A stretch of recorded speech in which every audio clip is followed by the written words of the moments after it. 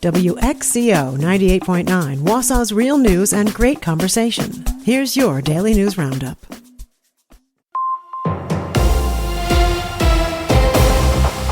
For WXCO News, I'm Isabella Nieto. If you have an ash tree in your yard, the City of Wausau could help you remove it.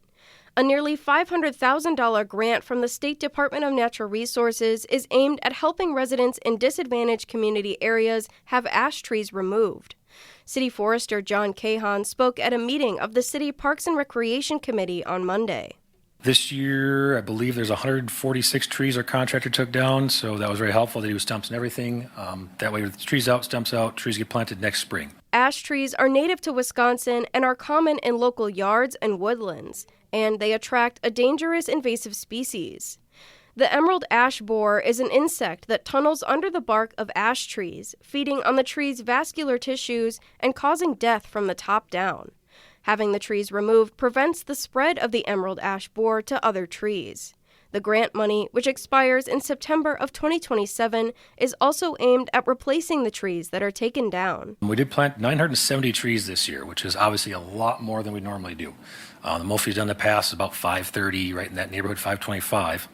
Obviously, a big chunk of that was 415 through the grant. The grant program includes $100,000 allocated to help Wausau residents remove ash trees from their property.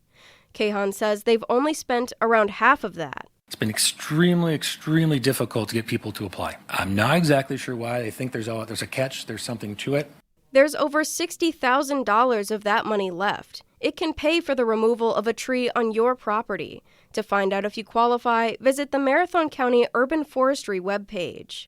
Monday marked the beginning of Winter Vehicle Preparation Month. The Wisconsin State Patrol recommends preparing your vehicle by clearing snow and ice from your windows, lights, roof, hood, cameras, and sensors, and keeping your fuel tank at least half full throughout the winter season. They also recommend keeping an emergency kit handy, which should include warm clothing and blankets, food and water, a cell phone charger, and a first aid kit. Travelers should also make sure their tires are in good condition, as proper tire tread keeps your vehicle from slipping on snowy or icy roads. Wisconsin also has a free service to check road conditions before heading out on your travels. You can download the 511 Wisconsin app, check 511wi.com, or call 511 for information on road conditions. The gun deer hunt ended on Sunday, and preliminary figures from the DNR show that license sales and harvest rates are down slightly compared to last year. Sales for deer hunting privileges have reached over 790,000. Roughly 70% of those were for gun privileges. The remaining 30% included archery, crossbow, conservation patron, and sports licenses. Hunters registered over 180,000 deer during this year's gun deer season. This year's harvest total is down 0.8% statewide compared to last year. We're now in the statewide muzzleloader season, which runs through December 10th.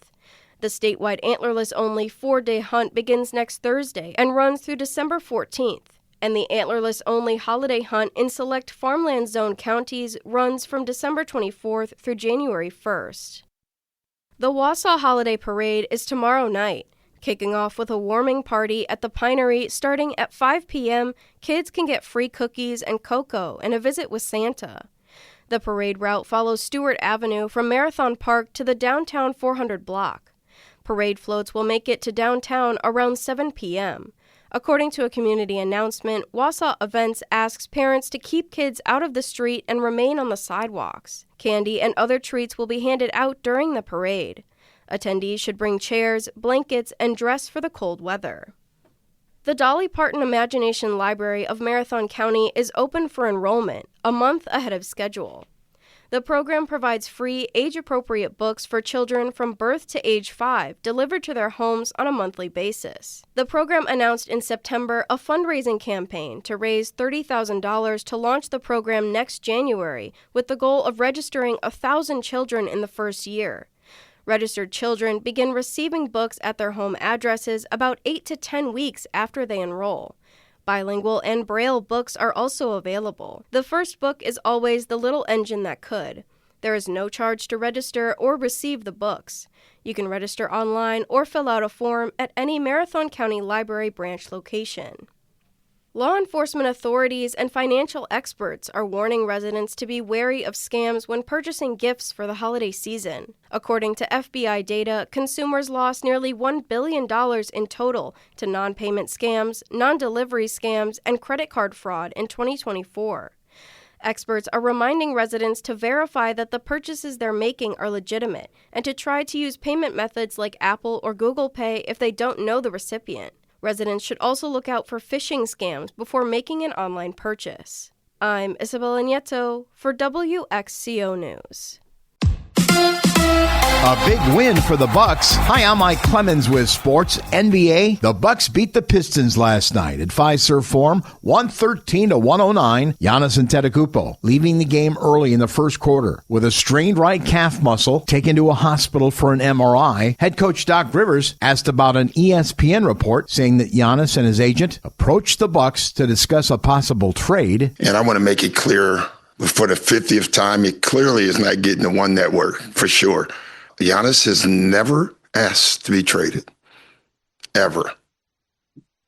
I can't make that more clear. Men's college basketball in Madison, Wisconsin over Northwestern, 85-73. John Blackwell, 26 points. The Packers' Jordan Love named NFC Offensive Player of the Week. And volleyball tonight at the UW Fieldhouse as the Badgers face Eastern Illinois in the first round of the NCAA tournament. The Fieldhouse has been a great home for this team this year. And we need that sucker packed both nights. You know, hopefully those fans haven't got a report, but I'm sure they're gobbling up. We need both matches to be sold out. That's Badgers volleyball coach Kelly Sheffield. With sports, I'm Mike Clemens. It is really cold out there this morning, but it's not going to take long to bounce back. Mostly sunny today with a high right around 12 this afternoon. Tonight, a little snow possible. We'll drop into the single digits tomorrow. More light snow with a high in the low to mid-20s.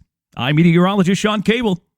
That's your Wausau News Roundup from WXCO. Find more news anytime at WXCO.FM.